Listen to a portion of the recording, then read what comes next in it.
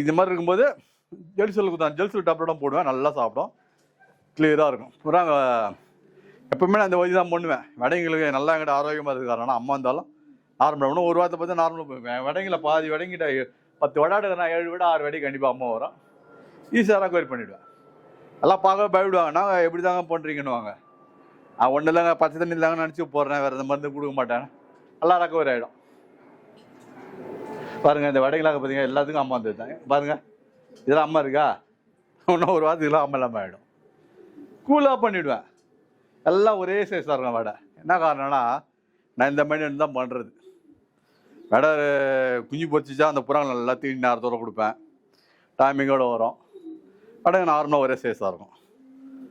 நிறைய பேர் பாருங்கள் 20 வடை செத்து போச்சு, 5 வடை செத்து, 10 வடை செத்து போச்சுன்னுவாங்க.